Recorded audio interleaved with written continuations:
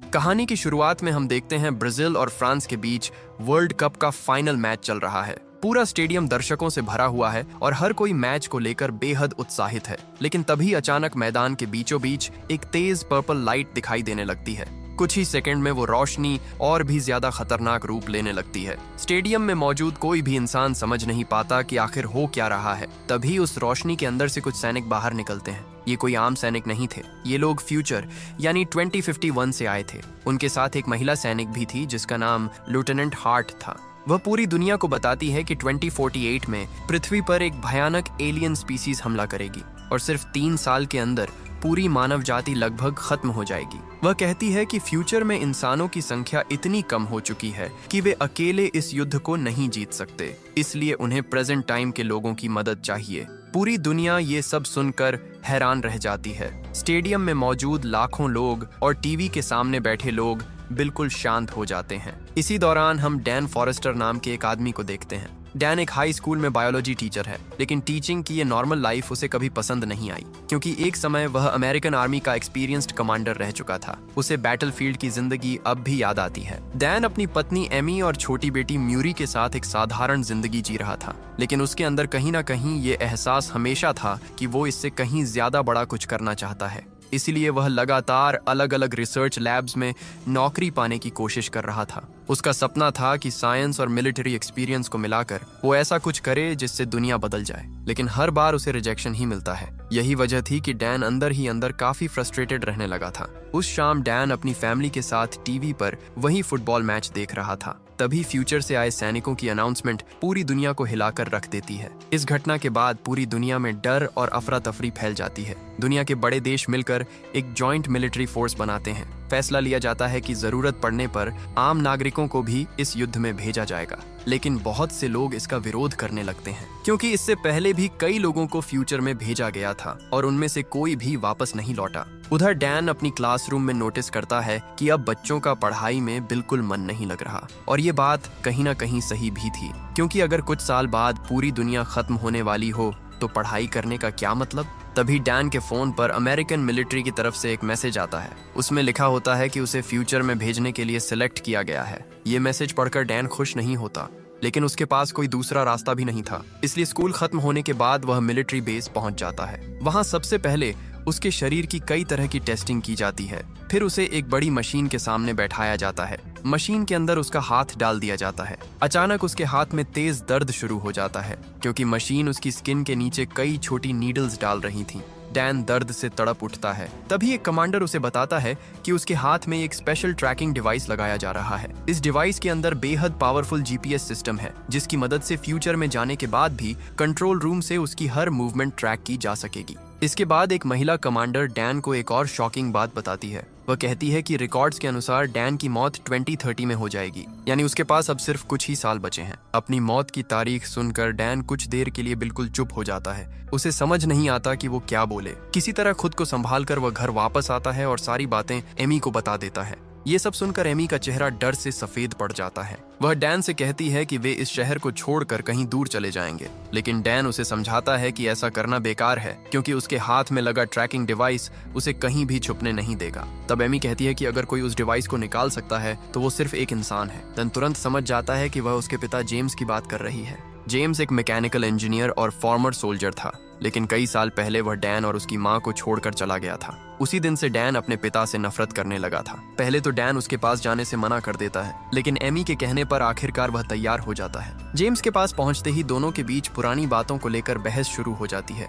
धीरे धीरे बात इतनी बढ़ जाती है कि डैन गुस्से में वहां से निकल जाता है। घर लौटकर वह एमी से कहता है कि अब उसके पास फ्यूचर में जाने के अलावा कोई रास्ता नहीं बचा। हालांकि वह एमी से वादा करता है कि एक फॉर्मर सोल्जर होने के नाते वो हर हाल में जिंदा वापस लौटेगा। इसके बाद डैन अपनी छोटी बेटी मूरी के कमरे में जाता है। वह उससे कहता है कि वो जल्दी वापस आ जाएगा, लेकिन छोटी मूरी समझ जाती है कि उसके पिता युद्ध पर जा रहे हैं, इसलिए वह रोने लगती है। डैन प्यार से उसके सिर पर हाथ फेरता है और फिर अपनी वाइफ और बेटी को अलविदा कहकर मिलिट्री बेस की तरफ निकल जाता है। मिलिट्री बेस पहुंचने के बाद डैन वहां बहुत सारे आम लोगों को देखता है जिन्हें फ्यूचर में भेजने की ट्रेनिंग दी जा रही थी। यहीं उसकी मुलाकात 2 लोगों से होती है। पहला था चार्ली, जो एक एटमॉस्फेरिक साइंटिस्ट था। और दूसरा था डोरियन, जो एक फॉर्मर सोल्जर था और इससे पहले 2 बार फ्यूचर में जाकर लड़ाई लड़ चुका था। डोरियन हमेशा अपनी गर्दन में एक एलियन का नाखून पहनकर रखता था। उसके लिए वो सिर्फ एक ट्रॉफी नहीं बल्कि सर्वाइवल की याद थी। बाद में यही चीज पूरी कहानी का सबसे बड़ा क्लू बनने वाली थी। उसी समय एक लेफ्टिनेंट सबके सामने आकर समझाता है कि उन्हें फ्यूचर में सिर्फ 7 दिनों के लिए भेजा जाएगा। 7 दिन पूरे होते ही उनके हाथ में लगा ट्रैकिंग डिवाइस उन्हें ऑटोमेटिकली वापस प्रेजेंट टाइम में ले आएगा। तभी एक महिला सवाल पूछती है कि अगर टाइम ट्रैवल मशीन मौजूद है तो लोग अटैक होने से पहले फ्यूचर में जाकर एलियंस को क्यों नहीं रोक देते। लेफ्टिनेंट जवाब देता है कि एलियंस इतने ज्यादा इंटेलिजेंट हैं कि अभी तक उनकी एग्जैक्ट लोकेशन पता नहीं चल पाई है। यहाँ तक कि उनके बारे में बहुत कम जानकारी मौजूद है। सिर्फ इतना पता चला है कि 2048 में उन्होंने रशिया के किसी नॉर्दर्न इलाके से हमला शुरू किया था और फिर धीरे धीरे पूरी दुनिया में फैल गए। वह आगे बताता है कि ये टाइम मशीन बड़ी मुश्किल से बनाई गई है, इसीलिए अभी वे सिर्फ लिमिटेड टाइमलाइन के बीच ही ट्रैवल कर सकते हैं। जब कोई पूछता है कि एलियंस दिखते कैसे हैं, तो लेफ्टिनेंट बस इतना कहता है कि उन्हें देखकर कोई भी इंसान डर से कांप उठेगा। इतना सुनते ही पूरे हॉल में सन्नाटा छा जाता है। तभी अचानक सायरन बजने लगता है, यानी फ्यूचर में जाने का समय आ चुका था। कुछ ही देर में सभी लोग उस चमकती हुई पर्पल लाइट यानी वर्म होल के अंदर प्रवेश करने लगते हैं। लेकिन ठीक उसी समय कंट्रोल रूम में अलार्म बज उठता है। टाइम मशीन में एक डेंजरस टेक्निकल प्रॉब्लम आ जाती है। ऑपरेटर्स तुरंत प्रोसेस को रोकने की कोशिश करते हैं, लेकिन तब तक बहुत देर हो चुकी थी। सारे लोग वर्म होल के अंदर जा चुके थे। मशीन उन्हें फ्यूचर में तो पहुंचा देती है, लेकिन उन्हें जमीन से कुछ फीट ऊपर ड्रॉप करने की जगह सैकड़ों फीट ऊपर आसमान में छोड़ देती है। अचानक हवा में प्रकट होकर लोग सीधे नीचे गिरने लगते हैं। ज्यादातर लोग इतनी ऊंचाई से गिरकर मौके पर ही मर जाते हैं, लेकिन किस्मत से डैन, चार्ली, डोरियन और कुछ दूसरे लोग एक बिल्डिंग के स्विमिंग पूल में गिरते हैं, जिसकी वजह से उनकी जान बच जाती है। पूल से बाहर निकलने के बाद डैन चारों तरफ नजर डालता है। पूरा मायामी सिटी आग में जल रहा था। आसमान धुएं से ढका हुआ था। हर तरफ डिस्ट्रक्शन दिखाई दे रहा था और सबसे डरावनी बात थी वो अजीब आवाजें। किसी अनजान जानवर जैसी भयानक गुर्राहट लगातार सुनाई दे रही थी। ये आवाज किसी भी नॉन एनिमल जैसी नहीं थी। तभी फ्यूचर मिलिट्री का एक लेफ्टिनेंट उनसे संपर्क करता है। वह बताता है कि एलियंस ने पूरे इलाके पर कब्जा कर लिया है और इस सिटी को अब बचाया नहीं जा सकता। इसलिए एयरफोर्स कुछ ही देर में पूरे शहर पर बॉम्बिंग करने वाली है, ताकि एलियंस के साथ साथ सब कुछ खत्म किया जा सके। लेकिन बॉम्बिंग शुरू होने से पहले एक जरूरी मिशन पूरा करना था। लेफ्टिनेंट बताता है कि एक रिसर्च लैब में कुछ साइंटिस्ट्स फंसे हुए हैं। बॉम्बिंग शुरू होने से पहले उन्हें रेस्क्यू करके शहर से बाहर निकालना जरूरी है। डैन का मिलिट्री बैकग्राउंड देखकर लेफ्टिनेंट उसे इस मिशन की कमांड दे देता है। डैन तुरंत अपनी टीम को लेकर रिसर्च लैब की तरफ बढ़ता है। लैब के अंदर का नजारा बेहद डरावना था। पूरा रिसर्च सेंटर बुरी तरह तबाह हो चुका था। हर तरफ टूटे हुए सामान और खून के निशान पड़े थे। टीम धीरे धीरे अंदर बढ़ती है। तभी अचानक डैन ऊपर सीलिंग की तरफ फ्लैशलाइट डालता है और सभी लोग डर से जम जाते हैं। कई इंसानों की लाशें ऊपर लटकाई गई थीं। डैन तुरंत लेफ्टिनेंट को इस बारे में बताता है। तब उन्हें समझ आता है कि यही वो साइंटिस्ट्स थे जिन्हें रेस्क्यू करना था, और चूंकि एलियंस अपने शिकार को यहीं छोड़कर गए थे, इसका मतलब साफ था कि वे जल्द ही वापस आने वाले हैं। लेफ्टिनेंट तुरंत आदेश देता है कि जितनी जल्दी हो सके लैब के सारे डेटा और केमिकल्स लेकर वहां से निकल जाओ। डैन और उसकी टीम बिना समय गंवाए काम शुरू कर देते हैं। लेकिन तभी खबर मिलती है कि एयरफोर्स बॉम्बिंग शुरू करने के लिए निकल चुकी है, यानी उनके पास सिर्फ 6 मिनट बचे थे। सब लोग जल्दी जल्दी जरूरी डेटा और केमिकल्स लेकर सीढ़ियों से नीचे उतरने लगते हैं, लेकिन यही फैसला उनकी जिंदगी बदलने वाला था। सीढ़ियों से उतरते वक्त अचानक सबकी नजर ऊपर जाती है। डन जैसे ही फ्लैशलाइट ऊपर डालता है, वहां एक एलियन चुपचाप बैठा दिखाई देता है। उसका शरीर हवा में लटकते टेंटिकल्स की तरह हिल रहा था। यही थे व्हाइट स्पाइक्स।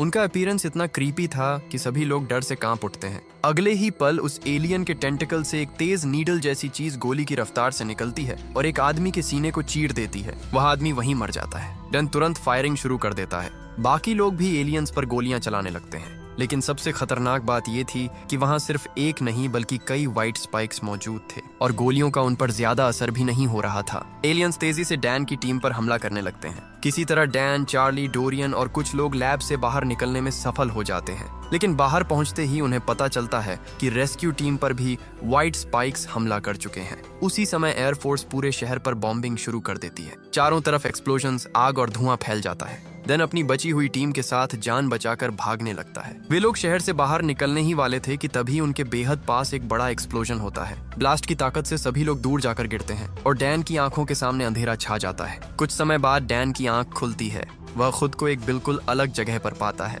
उसके पास चार्ली भी बेहोश पड़ा था। दोनों बाहर निकलकर देखते हैं कि ये एक मिलिट्री बेस है। वहीं बाहर उन्हें डोरियन भी दिखाई देता है। डोरियन बताता है कि उनके साथ आए ज्यादातर लोग मारे जा चुके हैं। तभी दो सैनिक डैन को लेफ्टिनेंट के पास ले जाते हैं। लेफ्टिनेंट लैब से डेटा और केमिकल्स लाने के लिए डैन को धन्यवाद देती है, लेकिन डैन को उसे देखकर अजीब सा एहसास होता है, जैसे वह उसे पहले कहीं देख चुका हो। इसीलिए वह उससे पूछ बैठता है कि वह कहाँ से है। लेफ्टिनेंट हल्की सी मुस्कान के साथ जवाब देती है, वहीं से जहाँ से तुम आए हो। बस इतना सुनते ही डैन सब समझ जाता है। वो लेफ्टिनेंट कोई और नहीं बल्कि उसकी अपनी बेटी मुरी फॉरेस्टर थी, यानी फ्यूचर की ग्रोन अप मुरी। अपनी छोटी बेटी को फ्यूचर में एक मिलिट्री रिसर्च लीडर के रूप में देखकर डैन भावुक हो जाता है। उसे अपनी बेटी पर गर्व महसूस होता है, लेकिन मुरी की आंखों में एक अलग तरह की उदासी थी। वह डैन को बताती है कि उसे यहाँ बुलाने की एक खास वजह है और सही समय आने पर वह सब कुछ बता देगी। इसके बाद म्यूरी उसे बेस के अंदर ले जाती है और एक खास एलियन की तस्वीर दिखाती है। ये एलियन बाकी व्हाइट स्पाइक्स से थोड़ा अलग था।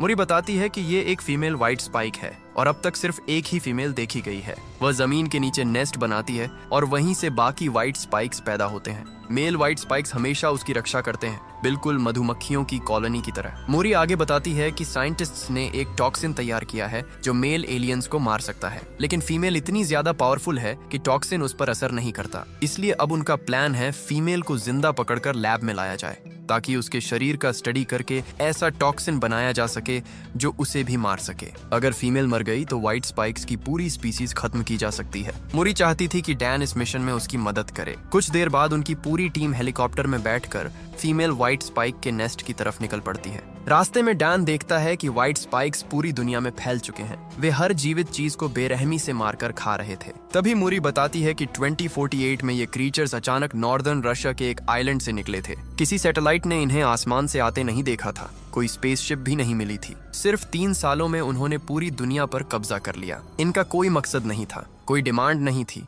वे सिर्फ भूखे थे और पृथ्वी का हर जीव उनके लिए सिर्फ खाना था। यहाँ एक बहुत जरूरी बात सामने आती है, ये एलियंस आसमान से नहीं आए थे, कोई स्पेसशिप भी नहीं थी, तो फिर वे आखिर आए कहाँ से थे? इस सवाल का जवाब अभी बाकी था। कुछ देर बाद उनकी टीम फीमेल के नेस्ट तक पहुंच जाती है। सैनिक उसे पकड़ने के लिए उसके ऊपर बड़ी बड़ी चेन्स और रोप्स फेंकने लगते हैं। वे उसे एक जायंट केज में बंद करने की कोशिश करते हैं, लेकिन अचानक फीमेल भड़क उठती है। वह सुरंग से बाहर निकलती है और सैनिकों पर टूट पड़ती है। उसके नाखून और दांत इतने खतरनाक थे कि कई सैनिक सेकंडों में मारे जाते हैं। स्थिति बिगड़ती देखकर मोरी डैन को हेलीकॉप्टर में रहने के लिए कहती है और खुद बाकी सोल्जर्स के साथ टनल के अंदर चली जाती है। लेकिन तभी मेल व्हाइट स्पाइक्स फीमेल के डेंजर सिग्नल को महसूस कर लेते हैं और बड़ी संख्या में उनकी तरफ आने लगते हैं। डैन अब चुप बैठ नहीं पाता, वह भी टनल के अंदर उतर जाता है। बहुत मुश्किल और जानलेवा संघर्ष के बाद आखिरकार वे लोग फीमेल को केज में बंद करने में सफल हो जाते हैं। फिर एक हेलीकॉप्टर उस केज को उठाकर वहां से दूर ले जाता है, लेकिन खतरा अभी खत्म नहीं हुआ था। मेल व्हाइट स्पाइक्स झुंड बनाकर सोल्जर्स पर हमला करने लगते हैं।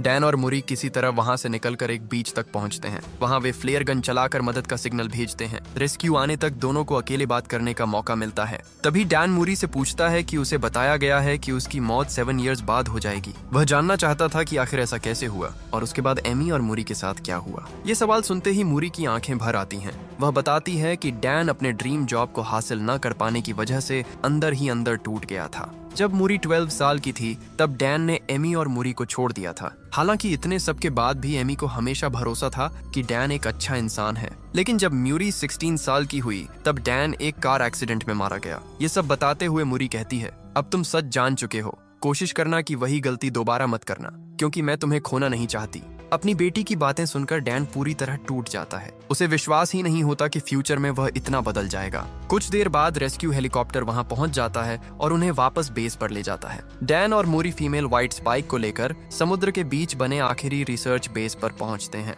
यही इंसानों का आखिरी मेजर रिसर्च सेंटर था, जहां दुनिया के अलग अलग देशों के सैनिक और साइंटिस्ट्स मिलकर काम कर रहे थे। फीमेल एलियन को भारी चेन से बांध दिया जाता है और हर घंटे उसे बेहोश करने वाला इंजेक्शन दिया जाता है ताकि वह कंट्रोल में रहे। इसके बाद मोरी उसके ब्लड पर लगातार एक्सपेरिमेंट्स शुरू कर देती है। धीरे धीरे डैन के फ्यूचर में आने के 6 दिन पूरे हो जाते हैं। अगले दिन उसे वापस प्रेजेंट में लौटना था, इसलिए वह भी मोरी की मदद करने लगता है। पूरी रात दोनों फादर और डॉटर मिलकर फीमेल के ब्लड पर अलग अलग टॉक्सिन्स टेस्ट करते रहते हैं और आखिरकार सुबह के समय उनकी मेहनत सफल हो जाती है। वे एक ऐसा टॉक्सिन बना लेते हैं जो फीमेल व्हाइट स्पाइक को भी मार सकता था, लेकिन ठीक उसी समय फीमेल व्हाइट स्पाइक अचानक जाग जाती है। इसके साथ ही पूरे रिसर्च बेस में अलार्म बजने लगता है, क्योंकि लाखों मेल व्हाइट स्पाइक्स समुद्र पार करके फीमेल को बचाने के लिए आ रहे थे। सबसे डरावनी बात यह थी कि वे सिर्फ जमीन पर ही नहीं बल्कि पानी में भी बेहद तेजी से तैर सकते थे। उनकी संख्या इतनी ज्यादा थी कि उन्हें रोक पाना लगभग नामुमकिन था। कुछ ही देर में कई व्हाइट स्पाइक्स रिसर्च बेस के अंदर घुस आते हैं। उधर डैन के प्रेजेंट टाइम में वापस लौटने का काउंटडाउन भी शुरू हो चुका था।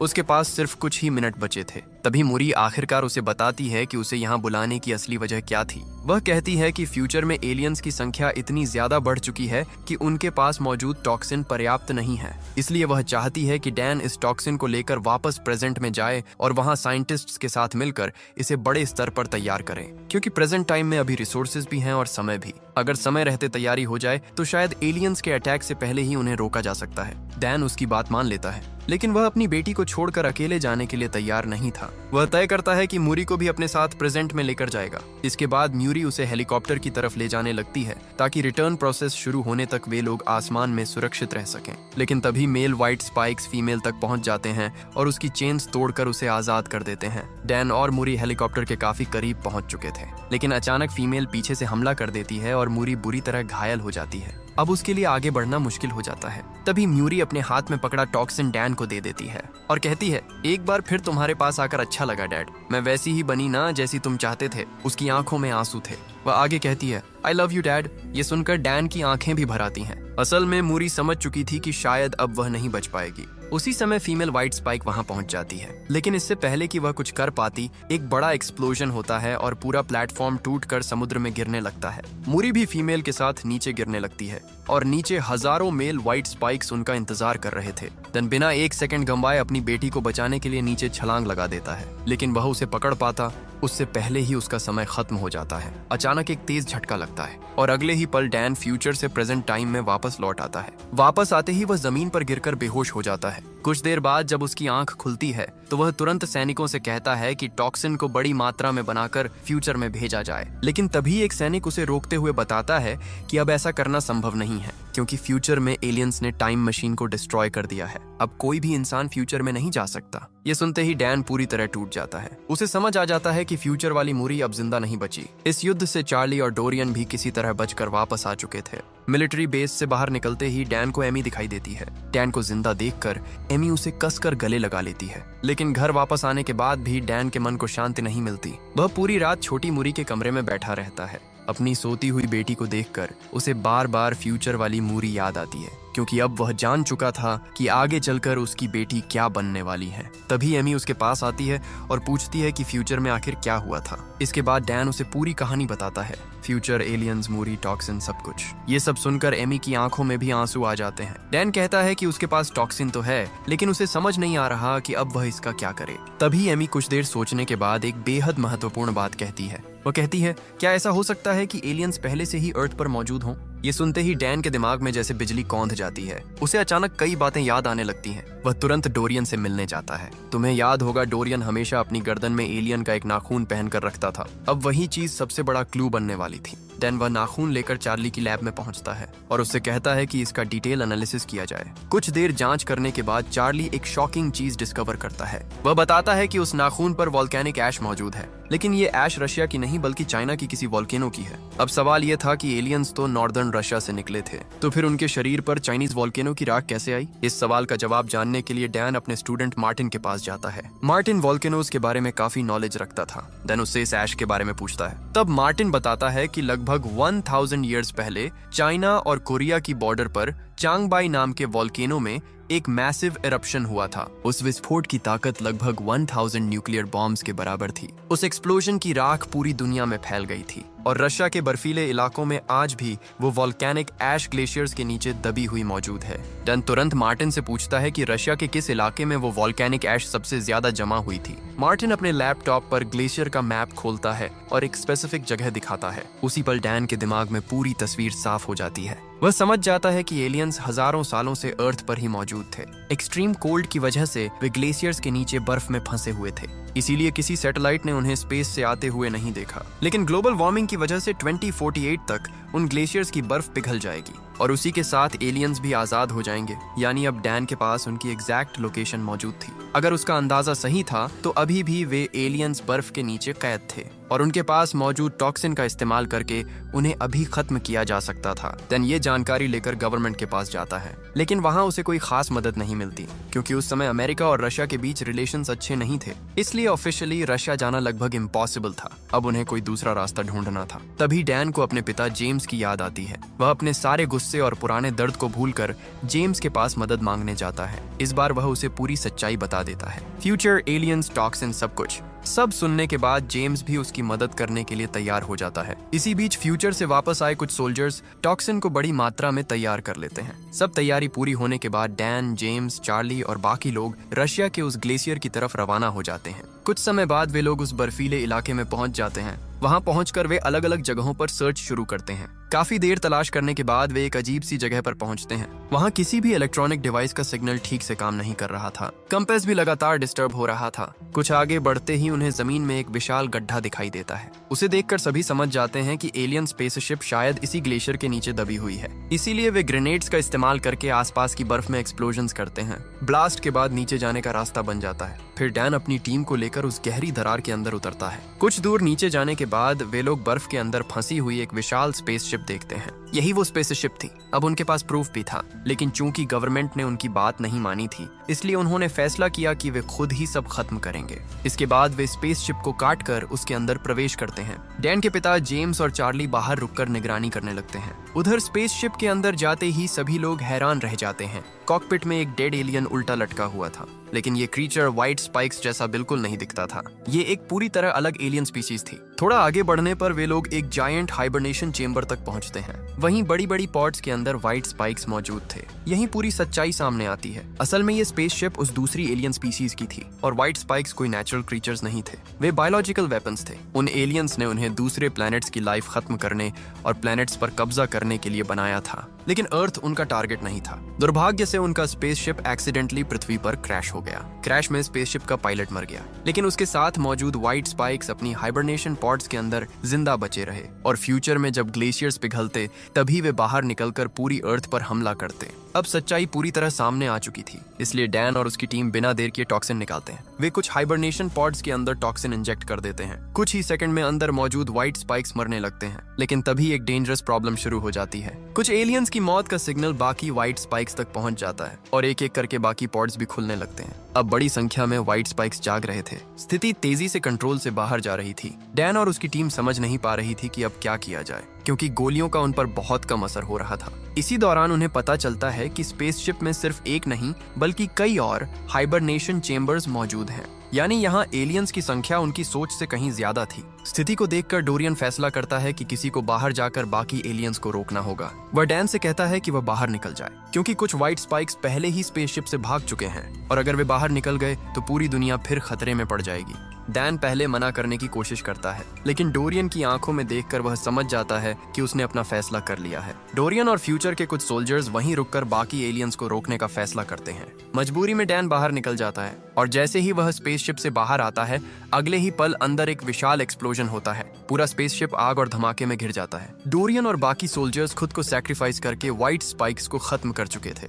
उधर डैन बिना एक सेकंड गंवाए जेम्स और चार्ली के पास पहुंचता है। तब वे उसे बताते हैं कि बाहर निकलकर भागे हुए लगभग सभी व्हाइट स्पाइक्स को मार दिया गया है, लेकिन उनमें से एक बड़ा एलियन भागने में सफल हो गया। डैन तुरंत समझ जाता है कि वो फीमेल व्हाइट स्पाइक है। अगर वो बच गई तो फिर सब कुछ दोबारा शुरू हो सकता है। इसलिए वे लोग तुरंत उसके फुटप्रिंट्स को फॉलो करना शुरू करते हैं। कुछ देर बाद वे आखिरकार उस फीमेल तक पहुंच जाते हैं। सबसे पहले जेम्स दूर से स्नाइपर राइफल से उस पर हमला करना शुरू करता है ताकि उसका ध्यान भटक सके। इसी मौके का फायदा उठाकर डैन सीधे उस फीमेल पर झपट पड़ता है और फिर शुरू होती है एक जबरदस्त लड़ाई। फीमेल व्हाइट स्पाइक बेहद ताकतवर थी। वह लगातार डैन पर हमला कर रही थी, लेकिन डैन और जेम्स दोनों मिलकर उसे रोकने की पूरी कोशिश करते हैं। काफी संघर्ष के बाद आखिरकार डैन मौका देखकर उसके शरीर में टॉक्सिन इंजेक्ट कर देता है। टॉक्सिन असर करना शुरू कर देता है। फीमेल का हाथ धीरे धीरे गलने लगता है, लेकिन ये क्रीचर इतना ज्यादा इंटेलिजेंट था कि वह अपना गलता हुआ हाथ खुद ही काट कर अलग कर देती है। अब सिचुएशन फिर से डेंजरस हो चुकी थी। ऐसा लग रहा था कि शायद टॉक्सिन भी उसे पूरी तरह नहीं मार पाएगा। तभी जेम्स फैसला करता है कि वह खुद को सैक्रिफाइस करेगा ताकि डैन बच सके। लेकिन डैन पहले ही फ्यूचर में अपनी बेटी को खो चुका था। अब वह अपने पिता को भी उसी तरह खोना नहीं चाहता था, इसलिए वह पूरी ताकत के साथ दोबारा फीमेल पर टूट पड़ता है। इस बार उसके पास टॉक्सिन की आखिरी डोज बची थी। डैन फीमेल को मजबूती से पकड़ लेता है और उसकी गर्दन में आखिरी टॉक्सिन इंजेक्ट कर देता है। कुछ ही सेकंड में टॉक्सिन तेजी से असर करने लगता है। फीमेल का सिर और शरीर गलना शुरू हो जाता है। वह दर्द से जोर जोर से चिल्लाने लगती है। फिर डैन एक जोरदार किक मारकर उसे पास की गहरी खाई में गिरा देता है। नीचे गिरते ही उसका शरीर पूरी तरह खत्म हो जाता है और इसी के साथ व्हाइट स्पाइक्स का खतरा हमेशा के लिए समाप्त हो जाता है। यानी आखिरकार उन्होंने ये युद्ध जीत लिया था। डैन सिर्फ अपनी फैमिली को ही नहीं बल्कि पूरी दुनिया को बचाने में सफल हो गया था। इसके बाद डैन, जेम्स और चार्ली बर्फ पर लेटकर राहत की सांस लेते हैं। उधर उनकी पूरी मिशन फुटेज इंटरनेट पर वायरल हो जाती है। दुनिया भर के लोग उनकी बहादुरी के बारे में जान जाते हैं। कुछ समय बाद डैन अपने घर वापस लौटता है, लेकिन इस बार वह अकेला नहीं था। उसके साथ उसका पिता जेम्स भी था। यानी इतने सालों से उनके बीच जो गुस्सा और दूरियां थीं, वे अब खत्म हो चुकी थीं। और सबसे बड़ी बात, अब डैन फ्यूचर की सच्चाई जान चुका था। उसे पता था कि अगर उसने अपनी फैमिली को छोड़ दिया तो आगे क्या होगा। इसलिए अब उसने फैसला कर लिया था कि वह कभी वही गलती दोबारा नहीं करेगा। वह हमेशा अपनी वाइफ और बेटी के साथ रहेगा। इसके साथ ही इस कहानी का अंत हो जाता है और आखिरकार ह्यूमैनिटी एक ऐसे खतरे से बच जाती है जो फ्यूचर में पूरी दुनिया को खत्म कर सकता था।